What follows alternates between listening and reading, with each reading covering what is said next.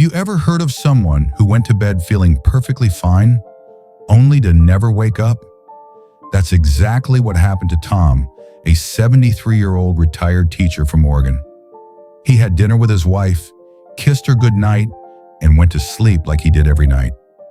No complaints, no pain. But when morning came, he was gone. His family was shocked. He seemed so healthy, they said. Just had a checkup last week. But the truth is, peaceful deaths like this, while they seem gentle, can sometimes be the result of silent, sleep-related risks that grow after age 70. See, the older we get, the more sensitive our bodies become to small habits, especially at night. Things like when we eat, how warm our bedroom is, or even the way we lie down in bed can quietly affect our heart, breathing, and brain while we sleep. And most people have no idea. This isn't meant to scare you. It's a wake-up call. Because the good news is you can prevent it. You just need to know which bedtime habits to avoid after 70 and what to do instead to protect your health while you sleep. So in this video, I'll walk you through 4 nighttime habits that may seem harmless, but could be quietly putting your life at risk. Stick around, because even small changes could help you sleep better, live longer, and wake up feeling stronger every morning.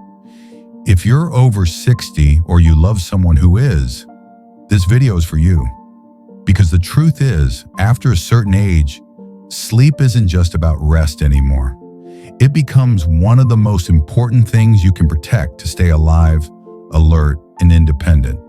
But sadly, most people don't realize that some of their regular bedtime habits, things they've been doing for decades, can actually work against their heart, brain, and body while they sleep. That's why I made this video. Not to scare you, but to help you. Because you deserve to sleep safely and to wake up every morning feeling refreshed. Not groggy, not anxious, not wondering if something silently went wrong in the night. Whether you're in your early 60s and just starting to feel changes in your sleep, or you're in your 70s and already waking up more often than you'd like, you'll find something here that matters. I'll break down 4 of the most common nighttime mistakes older adults make, backed by science, real-life examples, and simple steps you can take starting tonight. Let's take care of your sleep, because better sleep isn't a luxury. After 70, it's a lifeline.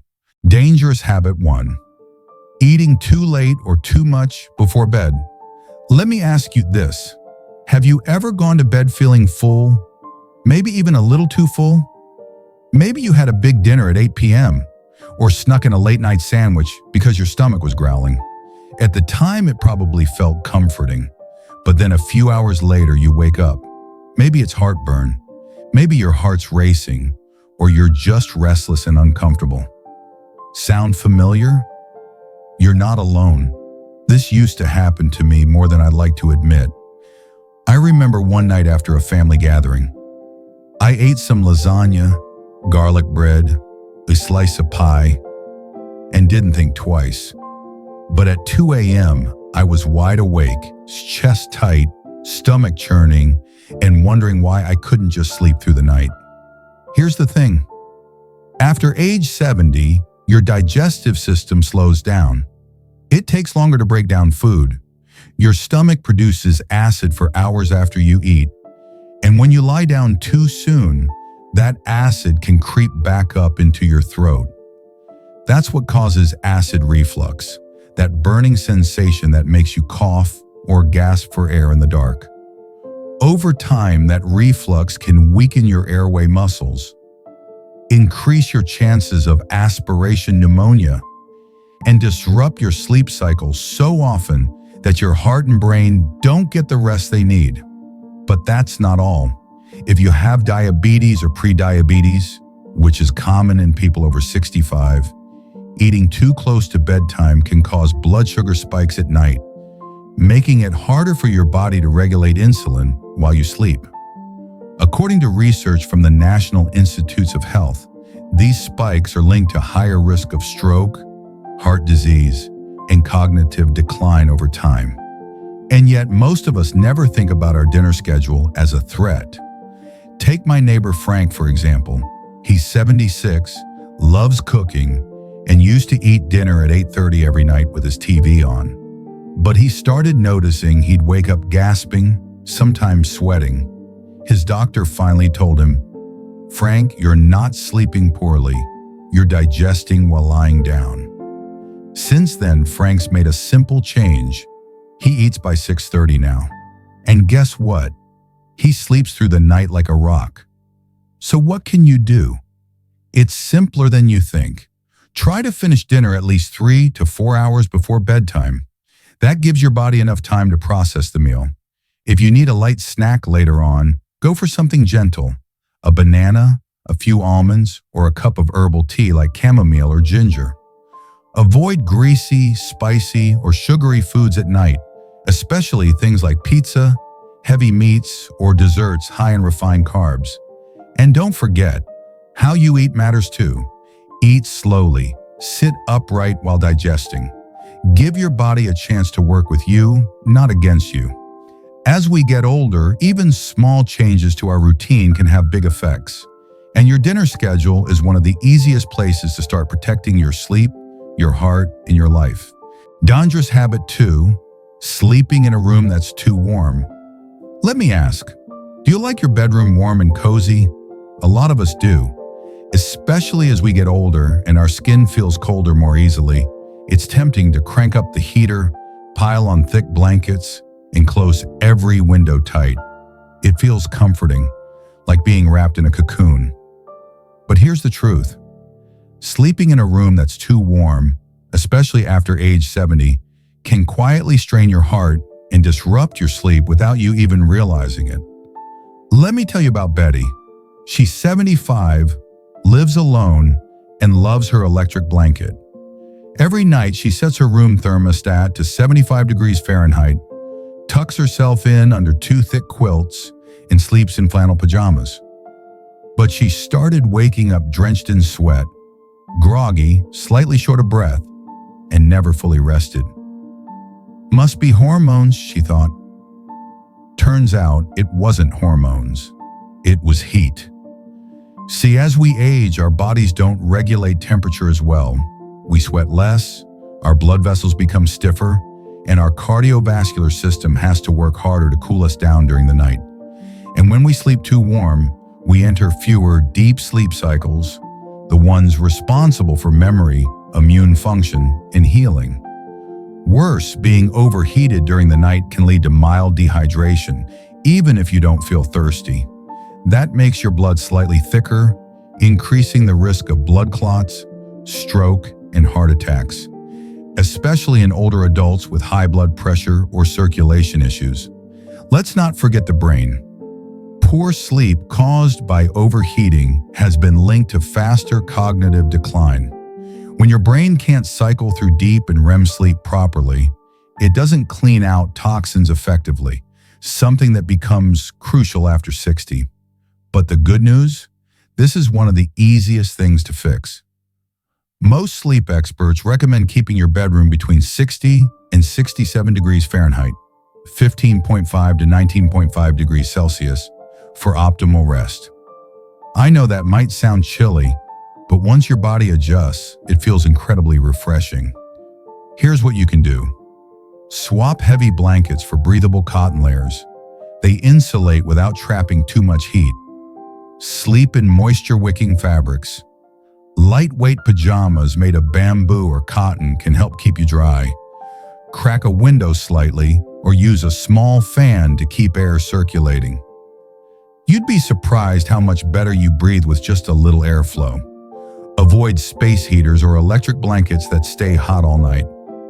If needed, use a warm water bottle at your feet, but don't overheat your core. And here's a tip from my own experience. Try lowering your thermostat just 1 to 2 degrees each week until you find that sweet spot. That way your body gradually adjusts and you won't wake up sweating or shivering. Betty tried it. She now sleeps with her window cracked open, a light comforter, and a small fan near her nightstand. And she says her mornings feel like they used to 20 years ago, clear-headed, calm, and rested. At our age, every good night's sleep is a gift.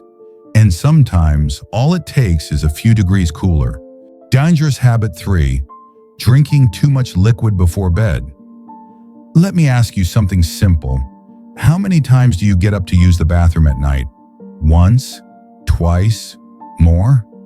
It might seem harmless at first, but if you're over 70 and waking up multiple times to pee, it's not just annoying. It could be silently hurting your heart, brain, and even your safety. Let me tell you about George. He's 78, still drives, walks every day, and loves his nightly routine. Dinner at 6, a big glass of water at 8, and chamomile tea at 9 before bed. Hydration is good, right? He'd say. But lately, George started getting up twice a night, sometimes 3 times. One night, he stood up too fast, felt dizzy, lost his balance, and hit the nightstand. Luckily, just a bruise. But it could have been worse. What happened? As we age, our bladders hold less, the muscles around them weaken, and our kidneys keep filtering fluids at night just like they do during the day. That means even a moderate amount of liquid before bed can trigger an urgent trip to the bathroom at 2 or 3 a.m. And when we wake up abruptly, our blood pressure may not adjust quickly enough. That sudden drop is called postural hypotension, a common cause of nighttime falls among older adults. But it doesn't stop there. Each time you wake up, turn on the light and walk to the bathroom, your brain gets a signal. Morning. That signal shuts down melatonin production, the hormone that keeps you in deep sleep. The result? Interrupted sleep, lighter sleep stages, and over time, weaker memory, higher blood pressure, and even greater risk of dementia. Sound extreme? It's not. Studies show that frequent nighttime urination, called nocturia, is strongly linked to cognitive decline in seniors, especially when paired with poor sleep. So what can you do? You don't need to stop drinking fluids completely. Hydration is still important, but timing is everything. Here's what helps. Drink most of your fluids earlier in the day, especially between breakfast and mid-afternoon. After 6 p.m., start tapering down your intake.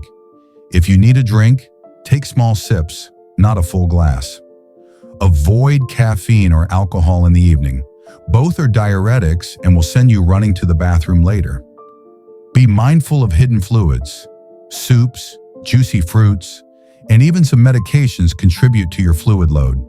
If you're on diuretics or blood pressure meds, talk to your doctor about adjusting the timing to avoid nighttime impact. George followed this routine. He moved his tea time to 6:30, limited evening water to a few sips, and now sleeps through most nights. And you know what he told me? I didn't realize how tired I was until I finally started sleeping through the night. It's amazing how much better you feel when you stop waking up every few hours. At our age, sleep isn't just about rest.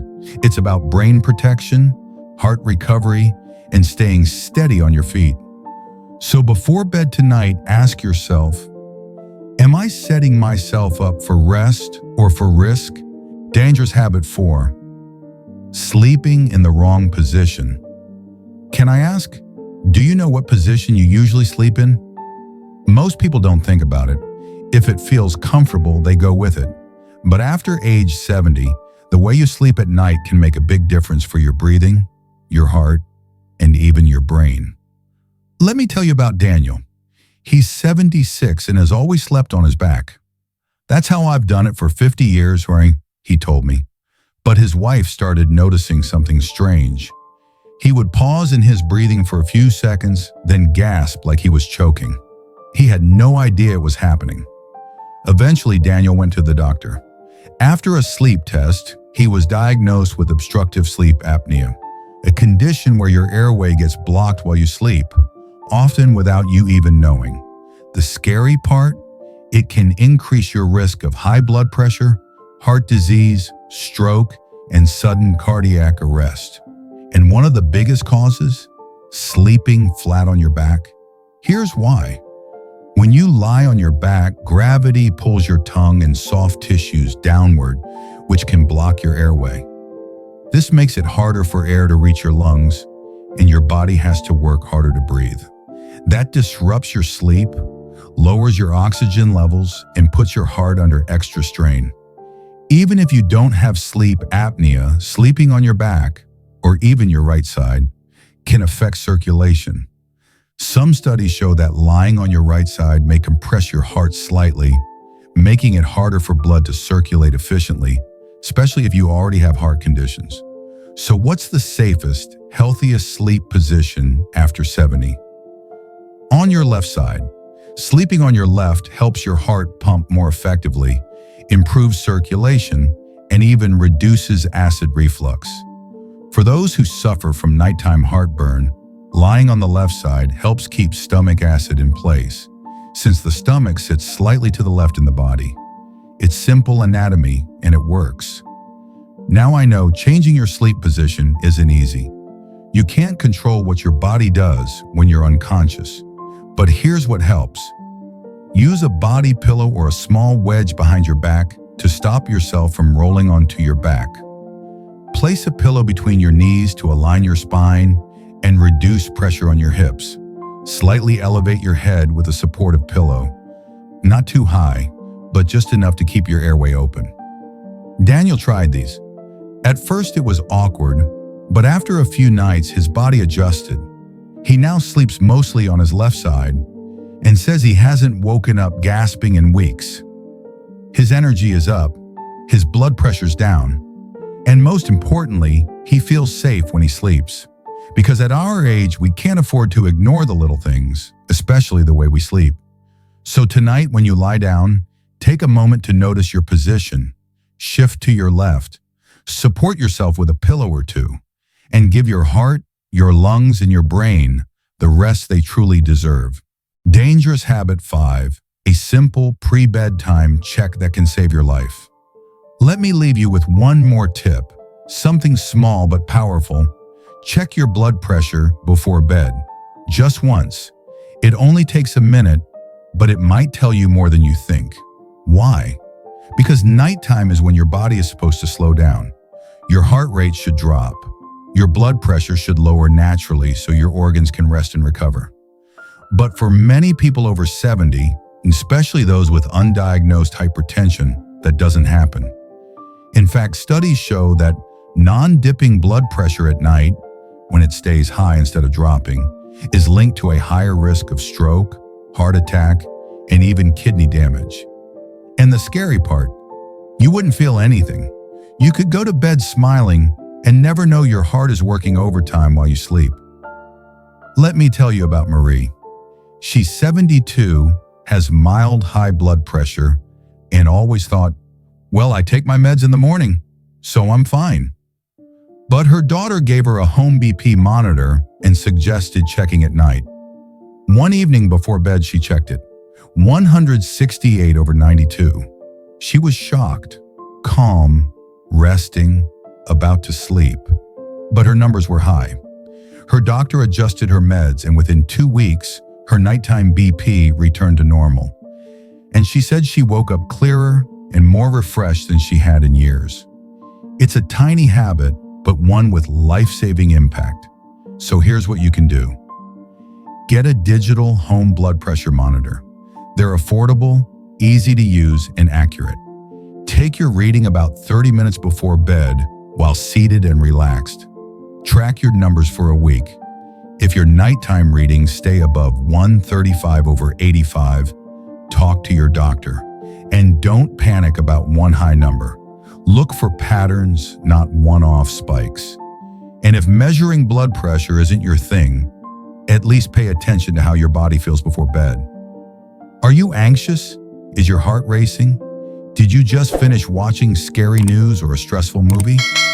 Because mental stress before sleep can raise your heart rate and delay deep sleep, just like physical stress. So as part of your nightly routine, give yourself a wind-down window.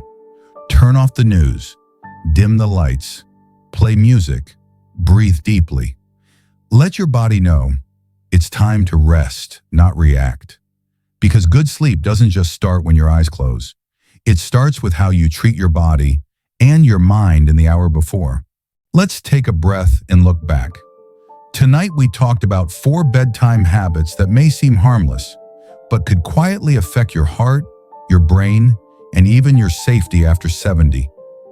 Eating too late or too heavy, sleeping in a room that's too warm, drinking too much liquid before bed, and sleeping in the wrong position.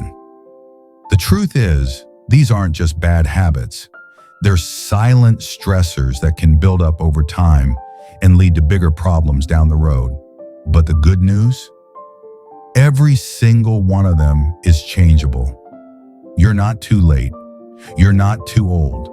And tonight is a perfect night to start. So here's my challenge to you. Pick one habit, just one, and make a small change tonight. Move your dinner up 30 minutes, lower your thermostat by 2 degrees. Swap your evening glass of juice for a few sips of warm tea.